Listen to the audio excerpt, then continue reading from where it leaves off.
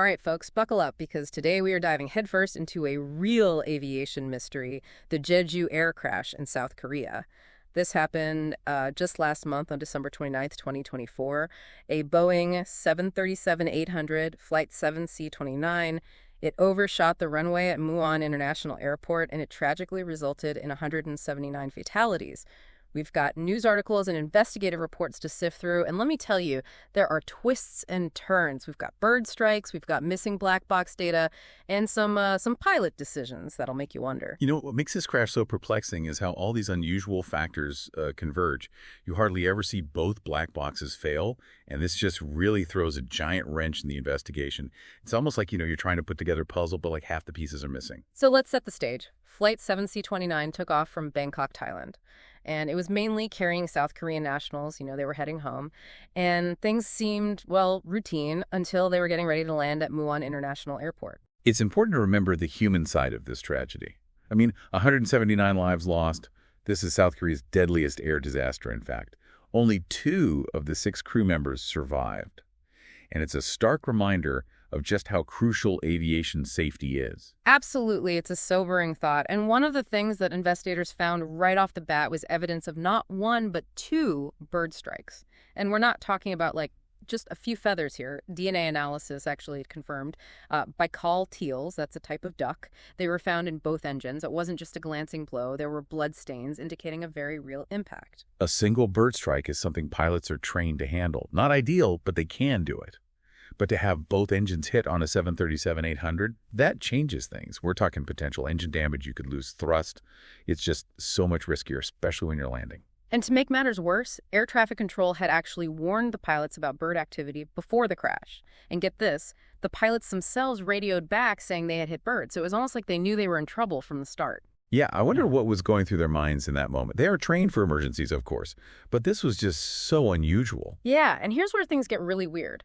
Both the cockpit voice recorder and the flight data recorder, those black boxes everybody's heard of, they went silent at about 4 minutes before the plane hit the ground. It's like those last few minutes just disappeared. Black boxes are made to be nearly indestructible. They're meant to survive huge impacts and heat, everything. For both of them to fail at the same time, that is incredibly rare. So it makes you think that something really serious happened.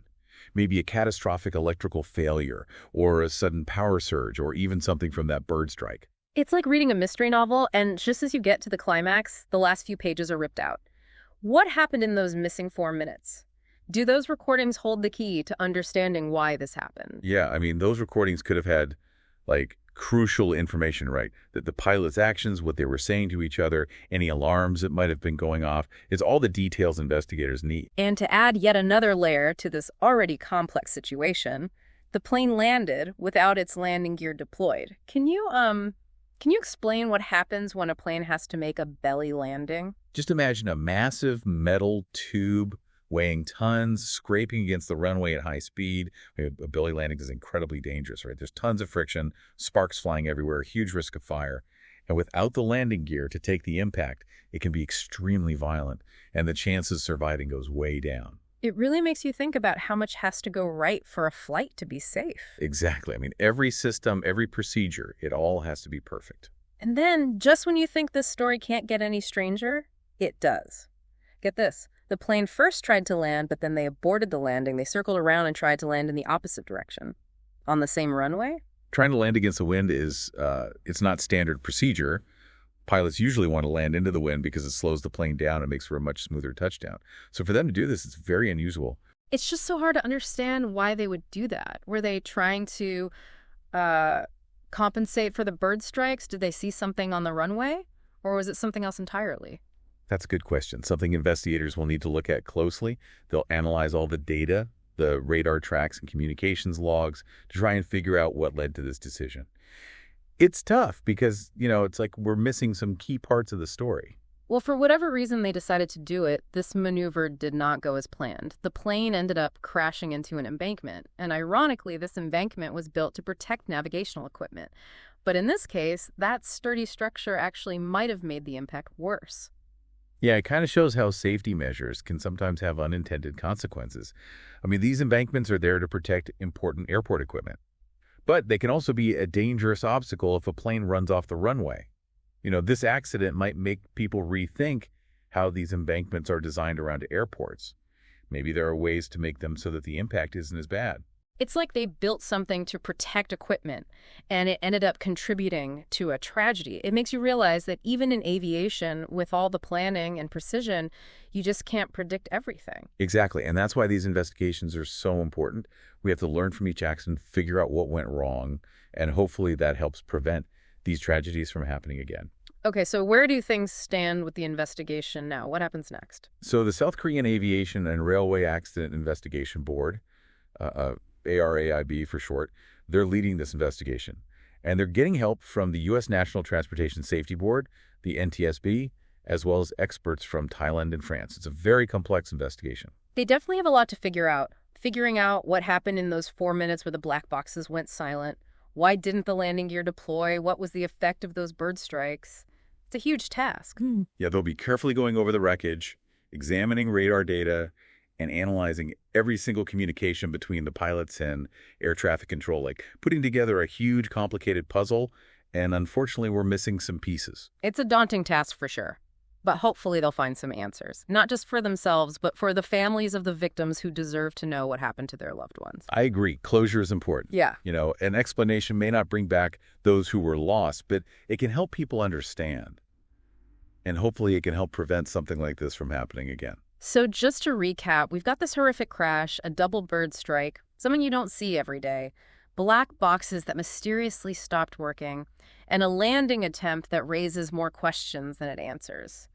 It's like something you'd see in a movie, but this is real life with very real consequences. It really makes you think, what those pilots went through in those last few minutes. They were dealing with such a dangerous and unusual situation. When you were talking earlier about how a single bird strike is one thing, but a double engine on a 737-800, that's different. Can you explain that a little more? What happens to a plane like that when both engines are compromised? Well, imagine this. You're driving your car, and all of a sudden your engine and your power steering go out at the same time. You might still have some control, but it'd be really tough to maneuver, especially at high speed. And that's kind of what it's like for pilots in a dual-engine bird strike. The 737-800 has two engines for a reason. It's redundancy, So if one fails, the other one can keep the plane in the air. But if both engines are damaged, you lose thrust. And that's essential for everything, really. Altitude, control, you name it. So even if the engines weren't totally out, they were probably working at reduced power, and that would make controlling the plane a real challenge, especially when you're trying to land. Exactly, and don't forget, they were already trying to land when all this happened. Landing is all about balance, speed, altitude, control. Everything has to be just right. And with reduced engine power, that balance is much harder to maintain. And on top of all that, they were trying to figure out why their landing gear wouldn't deploy. I've flown a lot myself, and I've never really thought about what happens if the landing gear fails. What are pilots supposed to do in that kind of situation? Luckily, landing gear malfunctions are rare, but pilots do train for them, so the first thing they would do is troubleshoot the problem. Go through their checklists and procedures. They might try cycling in the hydraulic system or using a backup system, different ways to get the gear down. So they don't just give up if the gear doesn't come down right away. There's a whole process they follow. Exactly. And if nothing else works, they have to make a really tough decision. Do they try a belly landing or try to find a different airport with better emergency facilities? That's got to be a stressful situation. Trying to decide between a belly landing or diverting to another airport, while also dealing with engine problems on A&D, those missing black box recordings, it's hard to even imagine. It really speaks to their training and professionalism that they kept the plane in the air as long as they did. Okay, let's go back to those black boxes for a minute. They're supposed to be the most reliable pieces of equipment on the plane, right? So what could make both of them fail at the exact same time? Is it possible someone tampered with them or disabled them on purpose? Tampering is incredibly rare, but investigators will look into every possibility. More likely, though, it could have been a major electrical fault, a power surge that fried the circuits, or even extreme G-forces that damaged the recorders so badly they can't be read. It's just strange that both of them failed. It almost seems like someone was trying to hide the last few minutes of the flight. I can see why you'd say that. It does seem suspicious. Huh? But we have to remember that there's still a lot we don't know. As they examine the wreckage and get more data, hopefully some of these mysteries will be solved. Okay, so we've got the double bird strike, the landing gear failure, the missing black boxes. It all adds up to this terrible outcome. But there's one more piece of the puzzle, that embankment. You mentioned earlier it might have made the impact worse. Can you tell us why? Okay, think of it like this. If you're in a car crash, hitting a soft barrier is going to cause less damage than hitting a solid wall. And it's the same idea with the plane. The embankment, even though it was there to protect that equipment, it was like a solid wall for the plane to crash into. The impact would have been so much greater, it probably contributed to how bad the crash was. So it protected the equipment, but it might have actually made things worse for the people on board. It makes you think, is there a better way to design these things so they're safer for planes? Yeah, that's something airport designers have to think about all the time. How do you protect important equipment while also making sure planes and passengers are as safe as possible? After this accident, I wouldn't be surprised if we see some changes to how embankments are designed and where they're placed around airports. It really shows that even in aviation, where everything is so regulated and safety is a top priority, accidents can still happen. And sometimes those accidents expose problems that no one had thought of before. Exactly, and that's why we have to learn from every accident and try to adapt and improve the system. Okay, let's switch gears a little bit and talk about something that hasn't gotten as much attention. The pilot's decision to try and land against the wind. Can you explain why that's so unusual? Landing into the wind is basic flying knowledge. It's all about physics, you see. When you land into the wind, it creates a kind of cushion, slows the plane down relative to the ground, so it's a smoother landing and you need less runway. So it's like running into a headwind, it slows you down. Exactly, but landing against the wind does the opposite. It actually increases the plane's speed, which makes landing much harder and riskier. So why would the pilots even consider doing that? In what situation would landing against the wind be a good idea? Well, there are a few possibilities. Maybe they ran into a sudden wind shift as they were coming into land. Or maybe there was something on the runway, debris from the bird strike perhaps, something that made landing in the normal direction impossible. I see. So they might have been forced to choose between two bad options: a risky landing against the wind, or a landing with an obstacle on the runway, which could be even more dangerous. Exactly. And remember, they were dealing with all these other emergencies at the same time, so they were under a lot of pressure to make the right decision. It makes you wonder if there were other factors, too. Maybe there was a problem with the plane's controls, or they were trying to avoid a populated area if they couldn't land safely. Those are all good questions, and unfortunately, without those black box recordings, we might never know exactly what they were thinking. It seems like they were trying to do the impossible. They had so many things going wrong, and in the end, it seems like there was just no way out. You know, aviation is all about managing risk, and pilots train for all sorts of emergencies. But sometimes things go wrong, despite everyone's best efforts.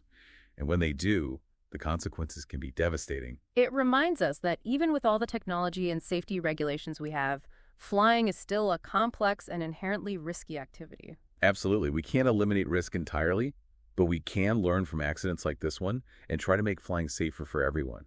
And that's why these investigations are so important. They help us uncover those hidden dangers, identify the weak points, and hopefully prevent future tragedies. It's easy to get caught up in all the technical stuff, the investigation and everything. But we can't forget that there were 179 people on that flight, each one with a life, a family, hopes, and dreams.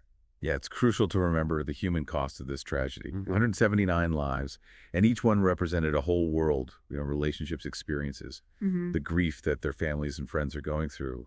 It's just immeasurable. It's a reminder that plane crashes aren't just about metal and data. They're about people, and the impact of this crash will be felt for a long time. Absolutely, and the families left behind, they're not only dealing with the emotional pain of losing someone, but also all the practical challenges of life without them. There needs to be a lot of support for these families as they try to cope and rebuild their lives. You're right, we can't bring back those who were lost, but we can offer our support and empathy to their families. And maybe by learning what happened, we can help prevent this from happening again. That's what it's all about, right? Making flying safer for everyone. Even with all the technology and safety procedures we have, aviation is still complex and things can go wrong. I think that's a big takeaway from this whole discussion, just how complex aviation really is. It's a combination of human actions, mechanical systems, environmental factors, and all of it happening under a lot of pressure. And that's why investigations like this are so important. They help us untangle that complexity, figure out all the different factors, and ultimately come up with recommendations to improve safety. whether it's changes to pilot training or aircraft design or airport infrastructure. Every improvement, even a small one, can make a difference. While we wait for that final report, I keep thinking about one question. Do you think those missing black box recordings are the key to understanding what really caused this crash? Or could it be, like you said before, a whole bunch of unfortunate events all happening at the same time? That's the big question, isn't it? I mean, not having that data is a huge setback, but I don't think it's impossible to figure out the cause. They'll use everything they can, radar data, weather reports, what witnesses saw, maintenance records, the wreckage itself. They'll analyze the damage to the engines, the landing gear, everything. It's a long and difficult process, but they'll build a picture of what happened, even without those last few minutes of recordings. So even though we may never know exactly what was said or done in the cockpit during those missing 4 minutes, we can still learn a lot from all the other evidence they're gathering. Exactly. And this investigation isn't just about finding one single cause. It's about understanding all the different factors that contributed, the whole chain of events that led to this. That's where the real learning comes in. Seeing how seemingly small problems or decisions can lead to a catastrophic outcome. It's a reminder that even in an industry as advanced as aviation, where safety is paramount, things can still go terribly wrong. And when they do, it's our responsibility to learn from it, improve the system, and honor those who are lost by doing everything we can to prevent it from happening again. I couldn't agree more. That's what we owe to the victims and their families. Well, we've covered a lot of ground today. This crash, the bird strikes, the missing black boxes, the unusual landing attempt. It's been quite a puzzle. And it's something that people will probably be discussing and analyzing for years to come. Any final thoughts for our listeners as we wrap up? I think the biggest thing to remember is that aviation safety is an ongoing process. It's all about continuous improvement. Every accident, every incident teaches us something new, something we can use to make flying safer for everyone. So stay curious, keep asking questions, and hold the airlines and regulators accountable. Well said. It's been a fascinating and heartbreaking look at this tragedy. Thanks for joining us, and until next time, keep exploring, keep asking questions, and keep learning.